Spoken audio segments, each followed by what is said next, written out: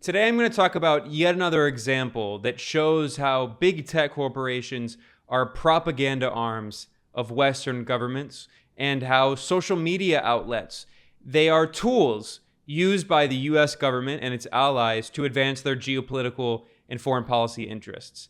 It's extremely blatant.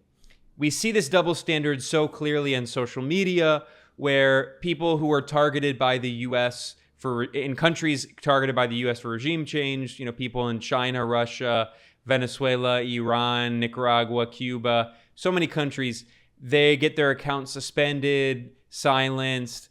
This is very common, and it shows how social media companies are serving US foreign policy interests. But we even see more clearly how all of these big tech corporations in Silicon Valley have billions of dollars of contracts with the US government. I'm going to talk about that in a second. Facebook, which owns Instagram and WhatsApp, Twitter, and Google, which owns YouTube, have billions of dollars of contracts with the US government, including with the CIA, the FBI, Department of Homeland Security, with the Pentagon, the Defense Department, with police departments.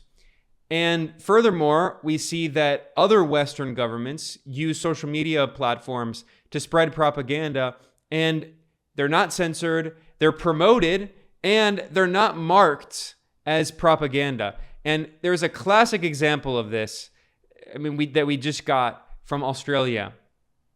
This is an article that was published in Australia's state media outlet, ABC News. This is funded by the Australian government. It's an Australian propaganda website. And the title of this article, which was published on August 5th, is Prime Minister Anthony Albanese calls for greater ABC voice in the Pacific to protect national security. Note, he doesn't say this is about information. It's not about journalism. It's not about education. It's not about informing people. It's about national security. That's to say, it's about Australia's political interests.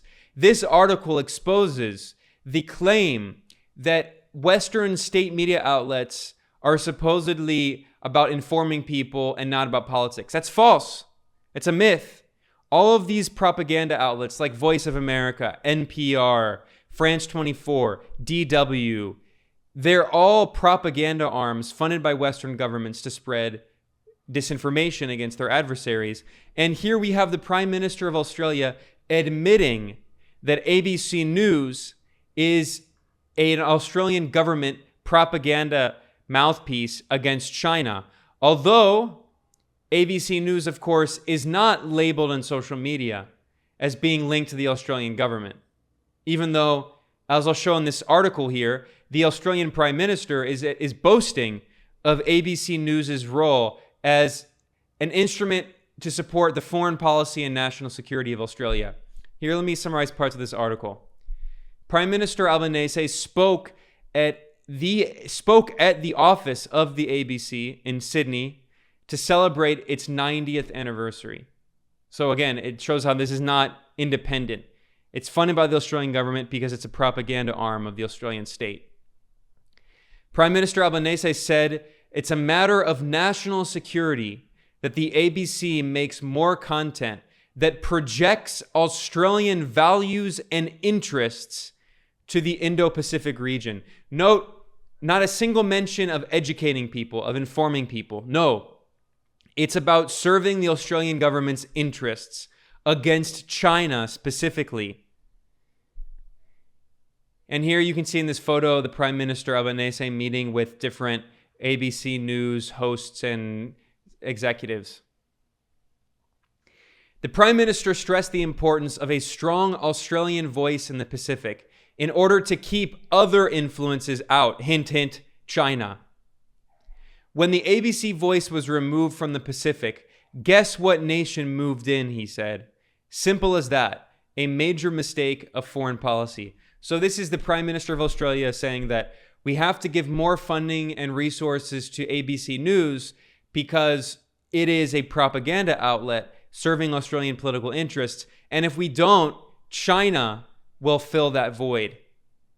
So this is all about countering China in the new Cold War. The Prime Minister called it a prudent investment in our national security as well as our national interest. Once again, no mention of informing people, no mention of education, because these Western propaganda outlets like NPR, Voice of America, Radio Free Europe, Radio Liberty, DW, France 24, they're not independent, and they don't exist to inform people. They're propaganda arms of Western governments. The Australian Prime Minister is openly admitting this here. He continued saying that Albanese reaffirmed his government's commitment to an Indo-Pacific broadcasting strategy, which increases ABC international funding so Australian content can be boosted in the region. Since taking office in May, Albanese has vowed to counter China's rising assertiveness in the Pacific region and restore Australia as the partner of choice. Once again, it shows that this is all about weakening China. It has nothing to do with informing the people. It's educating people. And yet, ABC is not listed as Australian state-affiliated media. None of the ABC accounts is listed as Australian state-affiliated media.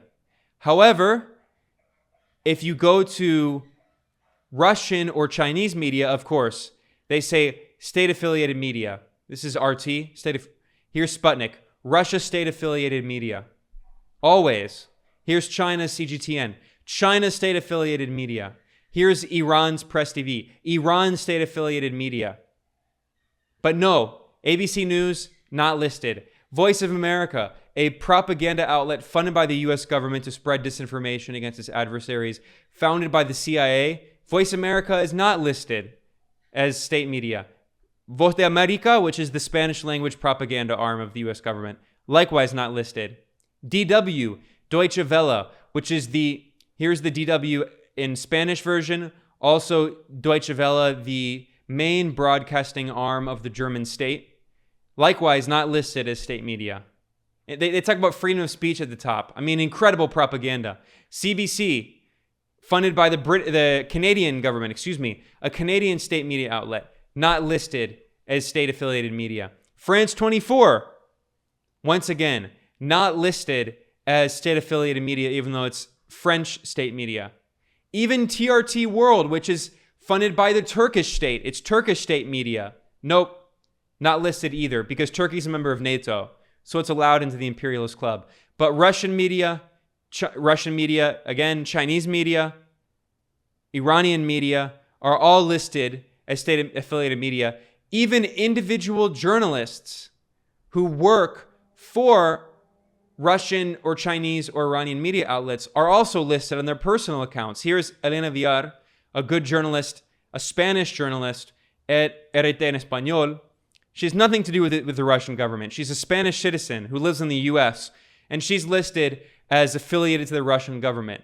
And even former journalists who previously worked at Russian or Chinese or Iranian media, but then left that job and are now independent, they're still listed as affiliated to the Russian, Chinese, or Iranian governments. This shows once again that these Silicon Valley corporations are all propaganda arms of Western governments, just like these state-funded media outlets and frankly, all major corporate media outlets like CNN, MSNBC, they're all arms of Western government propaganda. We see that the Australian Prime Minister is openly boasting of that, and yet, of course, they're not listed. YouTube, where you're probably watching this video, if you're watching the video, also lists Russian, Chinese, and Iranian media as, well, actually, it doesn't even allow them anymore. Russian and Iranian media outlets have been banned, completely censored. Before, YouTube used to list them as not only affiliated, it would list them as controlled by the Russian state, controlled by the Iranian state. It still has some Chinese media outlets for now, until the US government tells Google, ban Chinese media. So all these Silicon Valley corporations are tools of the US government. And there is so much evidence of this.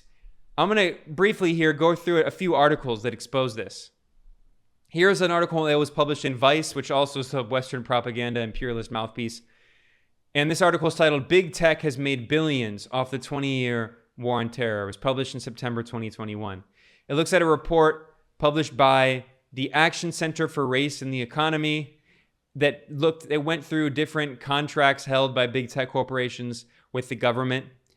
From 2004 to today, contracts between the federal government and major technology companies such as Microsoft, Amazon, Google, Facebook, and Twitter have exploded in number.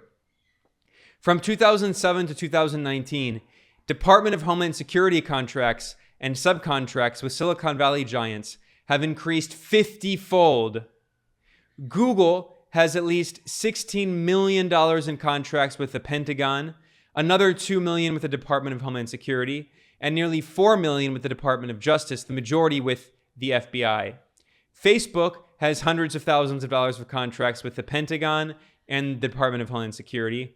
Twitter has hundreds of thousands of dollars of contracts with the Department of Homeland Security.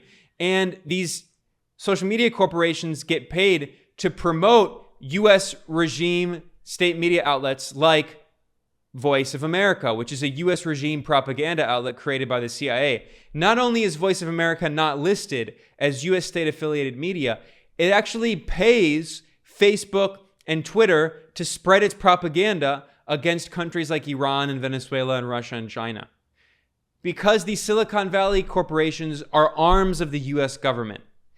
Now, they're technically private, even though they have U.S. government contracts, but that's because the U.S. government is ultra-capitalist. It's completely neoliberal. It privatizes all of its operations, including, water and electricity, which are controlled by many private utilities companies. So it only makes sense that the U.S. regime will outsource and privatize its communications and propaganda as well to private corporations that are also de facto arms of U.S. imperialist power. Since 2004, 5 government agencies have spent at least $44.7 billion on services from these five big tech companies.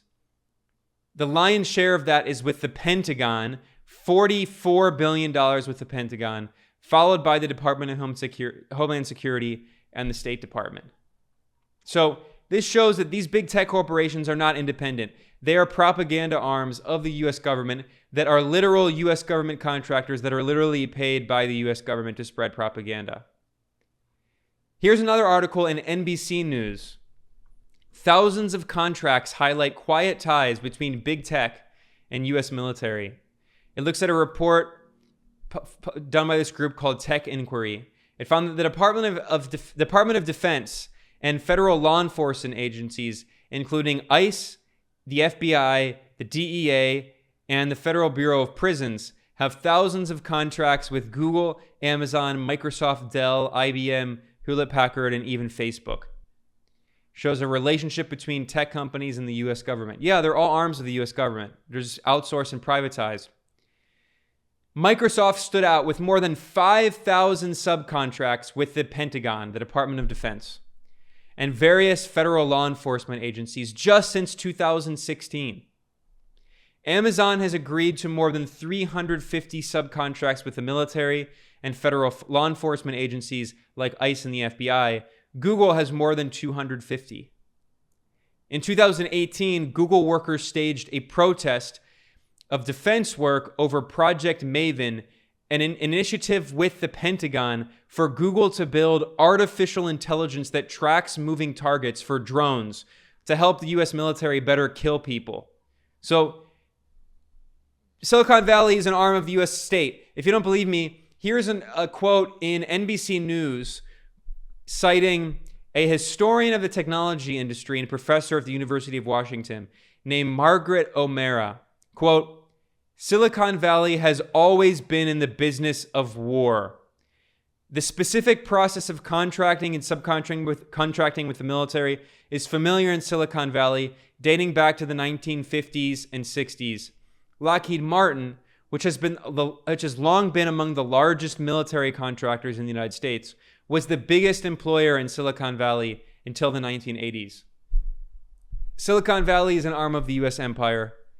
And the journalist Yasha Levine has done amazing work on this. His book, Surveillance Valley, details how Silicon Valley has always been an arm of the U.S. government going back to the first Cold War and the US military's global extermination war to murder communists and socialists around the world, the imperialist war on socialism around the world. Silicon Valley has always been a weapon.